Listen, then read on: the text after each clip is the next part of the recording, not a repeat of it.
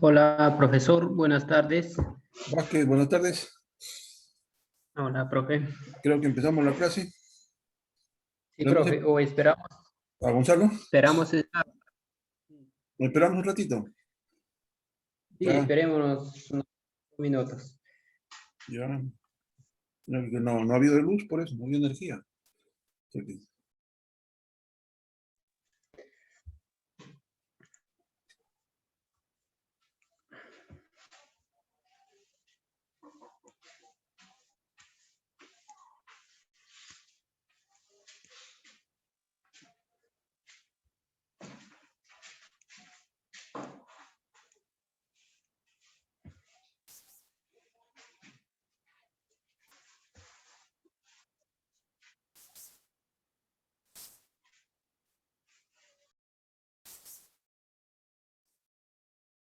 Bueno, el tema que vamos a tratar hoy día es el tratamiento térmico de recocido, ¿no? Ya hemos visto la definición de los tratamientos térmicos. En la clase pasada vimos el tratamiento térmico de templado. Y hoy tocaremos el tema del tratamiento térmico de recocido. ¿Qué es el recocido? ¿O cómo definiríamos el tratamiento térmico de recocido? Este tratamiento consiste generalmente en elevar la temperatura del acero hasta 50 grados por encima de su temperatura crítica y enfriarlo lentamente. Entonces, al enfriarlo lentamente, tratamos de eliminar, si se han hecho tratamientos térmicos anteriores, como por ejemplo el templado, revenido, entonces eliminamos mediante ese tratamiento térmico todos esos tratamientos anteriores. También eliminamos las tensiones residuales, eliminamos la acritud del material, ¿no? Así como buscamos la homogeneización y crecimiento del tamaño del grano, de la estructura cristalina del acero, ¿no? Entonces, el recocido consiste, volvemos a definir, en calentar el material hasta una temperatura determinada durante un tiempo previsto y posteriormente enfriarlo lentamente, ¿no? Entonces, con este tratamiento lo que se busca es suprimir los defectos del temple, generalmente, y las variables fundamentales son el tiempo y la temperatura. Entonces, los objetivos que busca este tratamiento térmico, repito de nuevo, es eliminar las tensiones del temple, aumentar la plasticidad, la tenacidad y la ductibilidad del material, así como de conseguir una microestructura específica, ¿no? Así como observamos el gráfico del lado izquierdo, ¿no? Tenemos el diagrama hierro-carbono y vemos las curvas que están de diferentes colores y vemos que el recocido es la curva que está de color verde, ¿no? Y buscamos y vemos, ¿no? Los tipos de la microestructura que se forma en el diagrama hierro-carbono, ¿no? Entonces, con este tratamiento se logra, uno, aumentar la elasticidad del material, mientras que disminuye la dureza. Facilitar el mecanizado de las piezas al homogeneizar la estructura y afinar el grado, ¿no? Generalmente, como anteriormente les expresé, si tenemos un acero demasiado duro, por ejemplo, un engranaje que ya ha sido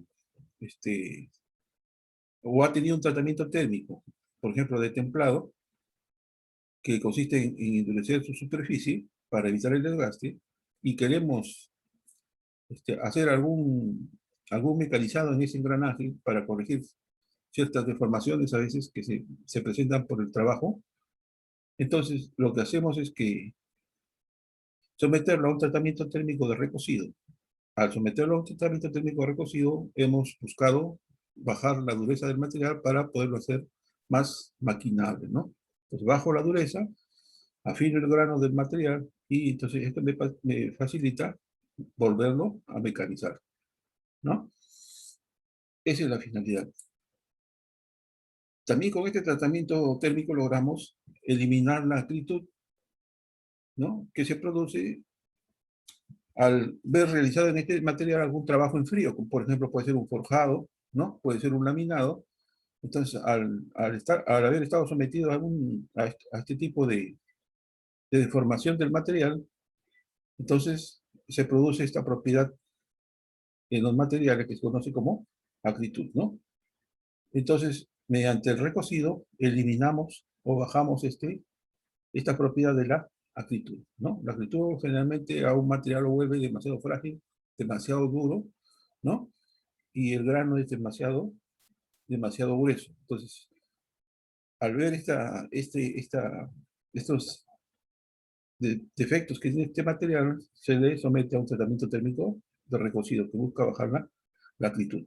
Asimismo, aumentamos la plasticidad, la ductibilidad y la tenacidad del material, ¿no? Esto nos facilita por volver a realizar algún tipo de mecanizado, ¿no? Entonces, este proceso se efectúa totalmente en estado sólido y puede dividirse en 3 fases, ¿no? La de recuperación o restauración, que fundamentalmente en la eliminación de tensiones internas y que se realiza con simple calentamiento a bajas temperaturas, ¿no? Como en la clase pasada dije, si yo quiero bajar la dureza de un material, con el soplete de llama oxigénica lo puedo calentar y lo dejo enfriar lentamente al medio ambiente, ¿no? Y se produce una modificación de sus propiedades mecánicas, ¿no? Bajo la dureza y puedo realizar ciertos trabajos que me va a permitir corregir algunas fallas en el material, ¿no? También tenemos otro proceso que es la recristalización. Entonces, al aumentar la temperatura, lo que hacemos es que la restauración se hace perceptible y la microestructura del material se vuelve unos cristales más pequeños, más diminutos, ¿no? Entonces se ve una estructura microcristalina más homogénea, ¿no? El crecimiento del grano también es otro proceso. Este proceso buscamos que la energía libre de los granos grandes es inferior a lo de los granos más pequeños. Entonces tiende a uniformizarse su estado cristalino, ¿no? Entonces, en las etapas que seguimos para hacer un recocido, ¿no?, tenemos la del recalentamiento del material a una temperatura prefijada, ¿no? Asimismo tenemos, ¿no?,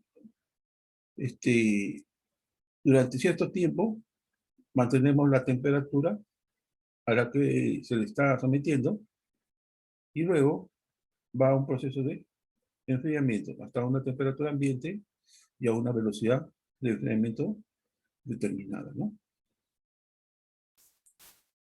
Entonces, ¿en qué consiste el calentamiento, no? El calentamiento de las piezas, por ejemplo, que tienen un bajo espesor y que son sencillas, se puede introducir directamente en los hornos calientes a unas temperaturas entre 750 y 800 grados centígrados, ¿no? Cuando las piezas son más gruesas, entonces el calentamiento debe ser de forma más progresiva y uniforme. Los calentamientos rápidos son muy peligrosos en piezas gruesas y este efecto negativo se agrava cuando aumenta el contenido del carbono en el acero, ¿no?, en los cuales el porcentaje de la perlita tiende a aumentar, se hace más alto, ¿no? Luego tenemos la permanencia a una temperatura determinada, ¿no? Entonces, para que se forme una austenita homogénea, es necesario que el porcentaje del carbono debe ser el mismo en toda la masa de la pieza, ¿no? Y la difusión del carbono es más rápida cuando aumenta la temperatura, ¿no? Entonces, es por eso que se busca que permanezca durante cierto periodo de tiempo a una temperatura determinada, ¿no? El tiempo de permanencia generalmente oscila entre media hora y una hora por pulgada de espesor de la pieza, ¿no? Es el tiempo de permanencia a una temperatura determinada, ¿no? De 1 pulgada por, ¿no? De media hora a 1 hora por pulgada de espesor de la pieza. Y luego pasamos al enfriamiento, ¿no? Entonces, cuando se mantiene el acero a una temperatura más elevada que la temperatura crítica superior, los cristales de la austenita tienden a aumentar el tamaño. Entonces, cuando más alta sea la temperatura, mayor duración de mayor duración es el calentamiento, ¿no? Entonces, esto se busca para afinar el grano. Bastará con calentar la pieza a una temperatura lo más justo por encima de la temperatura crítica, que son de 700 a 750 grados centígrados, y luego enfriarlo más o menos rápidamente al aire, ¿no? Entonces, el enfriamiento es lento y generalmente es al aire. Entonces, esas son las etapas en que realizamos un recocido. Calentamiento hasta una temperatura prefijada, mantenemos la temperatura durante cierto periodo de tiempo que sea el más conveniente, ¿no? Y como hemos visto, está en función al espesor de la pieza. Y luego un enfriamiento lento hasta una temperatura ambiente, ¿no? Realizada a una velocidad conveniente, ¿no? Generalmente es de largo tiempo, ¿no? Muchas veces se recoce y muchos tienden a la pieza enterrarla bajo suelo, ¿no? Y dejarla ahí que se enfríe hasta el siguiente día, ¿no? Para lograr ¿no? un recocido adecuado, ¿no? Pero esos son procedimientos empíricos, ¿no? Que generalmente a veces el mecánico lo logra con la experiencia. Entonces, el recocido de las aleaciones ferrosas, ¿no? Lo que busca es modificar ciertas propiedades del acero, ¿no? Acá tenemos generalmente los hornos que se utilizan para hacer un recocido, generalmente cuando son piezas pequeñas o medianas, ¿no? Entonces, los ciclos de recocido se clasifican de acuerdo a la temperatura a la cual se calienta y al enfriamiento usado, ¿no? Entonces, acá hay unas definiciones generalmente del recocido, que es un recocido subcrítico y un recocido a veces intercrítico, y que están en función a la temperatura, ¿no? En función a la temperatura a la que está sometido, ¿no? Entonces, cuando usamos la temperatura, generalmente lo que buscamos es modificar su estructura cristalina del acero y lo convertimos en austenita, ¿no? En perlita, en martensita. Generalmente estos tres estados alotrópicos del acero son los que nos permiten modificar sus propiedades mecánicas, ¿no? Y también generalmente a veces se utiliza para aliviar las tensiones residuales en el material, ¿no? Acá tenemos un recocido intercrítico, un recocido total, donde se busca que la estructura del acero esté en equilibrio, ¿no? Y se convierte generalmente en austenita, ¿no? Al aumentar la temperatura de austenita homogénea, entonces buscamos generalmente que los carburos sean laminares, ¿no? En fin, estos son conceptos generalmente que se utilizan ¿no? Más específicos, ¿no? Entonces acá tenemos las curvas de las fases del recocido. Entonces, ¿qué es un recocido total? Un recocido total es cuando la temperatura del calentamiento está en función al porcentaje del carbono del acero, ¿no? Si esto está por encima de los puntos críticos, generalmente hipoeucliptoides o hipereucliptoides, ¿no? Estos puntos están en el diagrama hierro-carbono, se producen ciertas modificaciones en la estructura cristalina, ¿no? Y que están en función a la velocidad de enfriamiento de la pieza, ¿no? O del material que estamos sometiéndolo a tratamiento térmico, ¿no?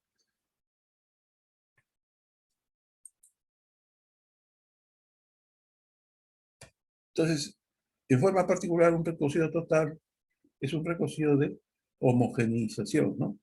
Es un tipo de recocido que se efectúa en etapas tempranas de fabricación del acero previo al laminado en caliente o en forjado, ¿no? se desarrolla a altas temperaturas, y generalmente en el campo austerítico, para acelerar los procesos de reducción, ¿no? De la segregación o de los gradientes de composición química, y generalmente son controlados por la difusión, ¿no? Y la homogeneidad de la austenita mejora la capacidad del acero para trabajos en caliente y mejora la respuesta en el subsiguiente recocido o temple, ¿no? Generalmente en tratamientos térmicos, si una pieza es demasiado dura, quiero mecanizarla, la someto a un tratamiento térmico de recocido, ¿no? Luego de que he mecanizado, vuelvo para poder utilizar en el trabajo que va a realizar la pieza, tengo que volverle a dar cierta dureza. Entonces vuelvo a hacer un proceso térmico de templado, ¿no? Entonces, como ven, generalmente se juegan en estos dos tipos de tratamientos, ¿no? Tratamiento térmico de recocido y tratamiento térmico de templado, ¿no?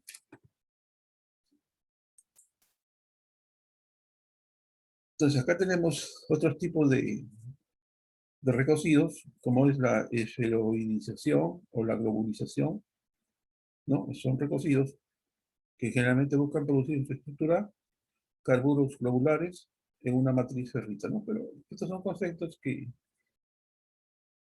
no son de poco uso, ¿no?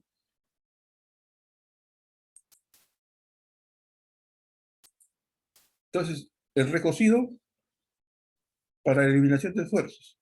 En este proceso se utiliza para eliminar esfuerzos residuales debido a un fuerte maquinado u otros procesos de trabajo en frío, ¿no? Este recocido, también denominado subcrítico, se lleva a cabo a temperaturas por debajo de la línea crítica inferior, ¿no? Es por eso que cuando nosotros o ustedes empiezan a familiarizarse con el uso del torno o de la fresa, generalmente la selección de las velocidades adecuadas de corte son importantes, porque si se utiliza en forma antojadiza la velocidad de corte, la velocidad de avance y la profundidad de corte, lo que está produciendo en el material son ciertos procesos, ¿no? Que van a producir, que se produzcan en el material esfuerzos residuales que se quedan acumulados, ¿no?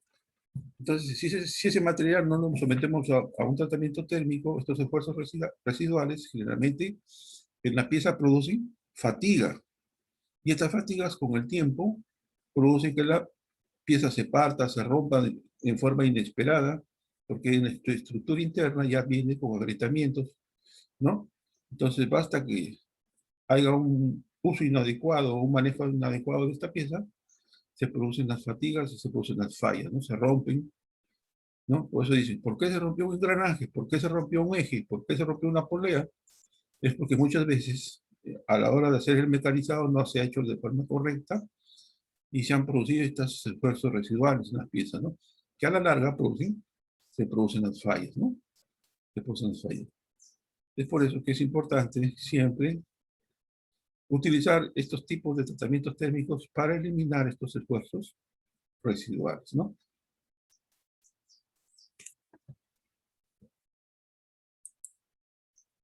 Entonces, este proceso facilita el tratamiento generalmente mecánico en caliente para aquellos aceros que no formaron un grano vasto dentro de la estructura, ¿no? Y se aplica generalmente para, como ya hemos vuelto a recalcar, para eliminar tensiones y producir la recristalización de los metales trabajados en frío, ¿no? Cuando hay recocidos de proceso, por ejemplo, ¿no? En un proceso muy parecido al recocido para eliminar esfuerzos, entonces se calienta el acero a una temperatura por debajo de la línea crítica.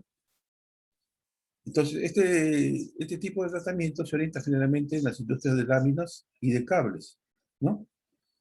Y se aplica después del proceso en frío. Se suaviza el acero por medio de la recristalización para el posterior trabajo, ¿no? A que va a estar sometido, ¿no? Entonces, si yo a un material lo soporto a una laminación o a un forjado, ¿no? Entonces, estos recocidos en proceso nos permiten que a la larga, por medio de la recristalización, se homogeneice, ¿no? El estado cristalino del material y nos permita ciertas propiedades que necesito, ¿no? El recocido por globalización o esferoidización, ¿no? Esto se produce cuando se calientan los aceros que tienen mayor porcentaje de carbono al 0,5% de carbono, ¿no? Y esto se dice de esferoidización porque generalmente tienden a hacerse esferas, ¿no? En su estructura cristalina, como se está viendo acá en el gráfico, ¿no? Se producen ciertas esferas, no tan homogéneas, pero sí con cierta forma, ¿no? De globalización, ¿no? Como globos, esferas, ¿no? Generalmente esto se produce cuando hay, o se llega a la estructura cristalina o al tipo de acero de cementita y perlita, ¿no?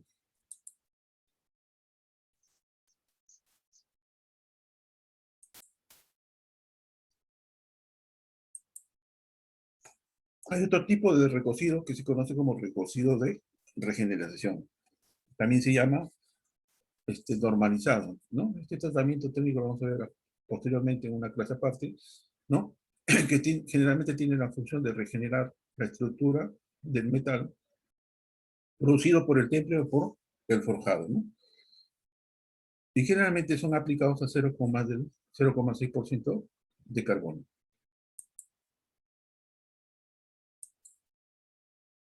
Hay un tipo también de recocido isotérmico que generalmente es utilizado para ablandar piezas que han sido forjadas en caliente y herramientas de alta aleación, ¿no? Eso se reconoce, ¿no?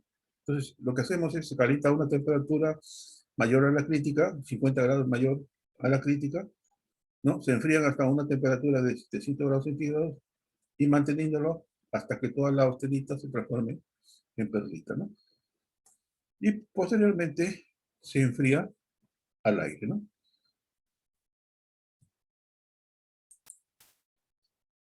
Ya hemos visto este recocido de homogenización, ¿no?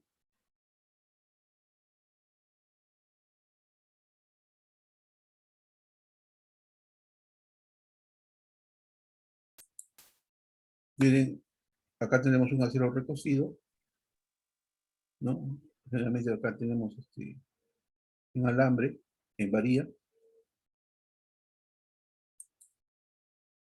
Entonces, acá, por ejemplo, hay un recocido insuficiente y se ve como la estructura del grano no es homogénea, ¿no? Se ve toda con ciertas deformaciones, ¿no? Entonces, esta es una placa de espesor de 0,6 milímetros de espesor, ¿no? Vista su estructura cristalina del espesor en sentido transversal a al proceso de laminado que ha sido sometido, ¿no? Entonces se ven que los granos están deformados, ¿no?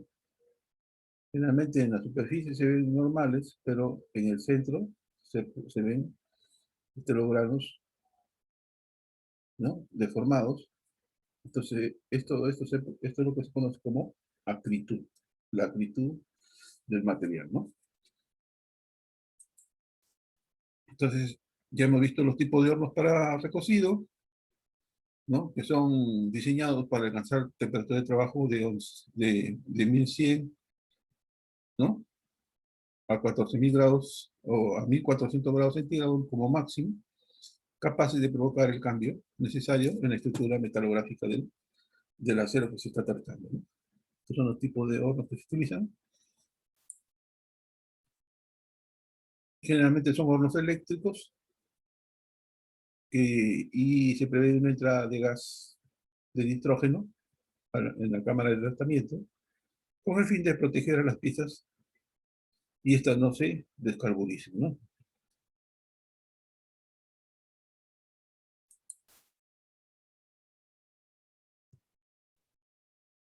Entonces acá tenemos, por ejemplo, recocidos para la eliminación de esfuerzos.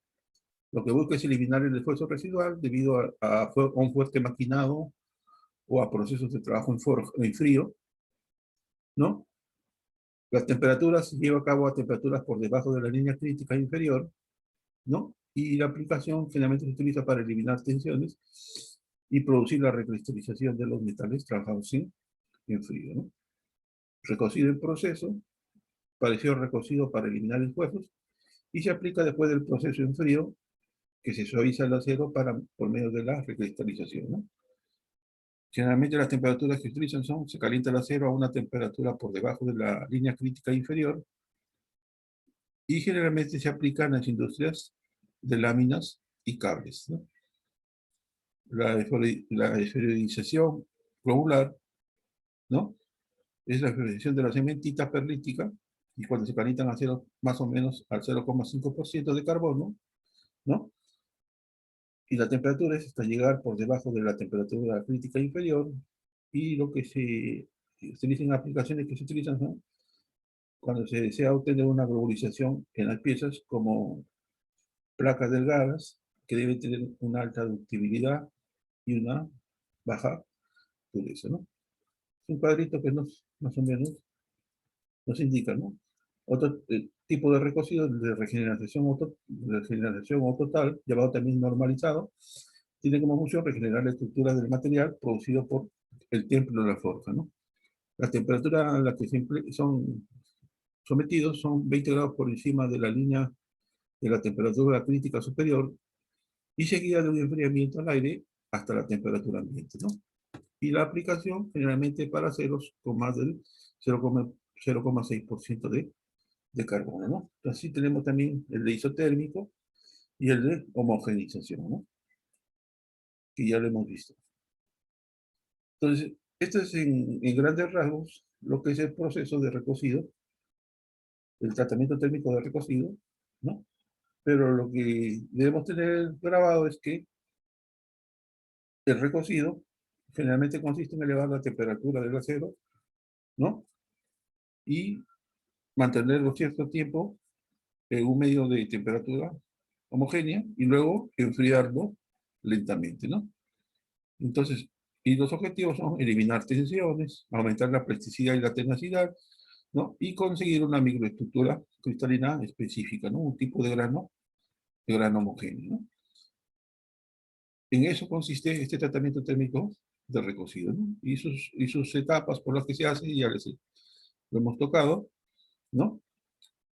Y con este tratamiento lo que se busca es lograr un aumento de la elasticidad para bajar la dureza, y esto facilita el mecanizado de las piezas al homogeneizar su estructura y al final el grano, ¿no?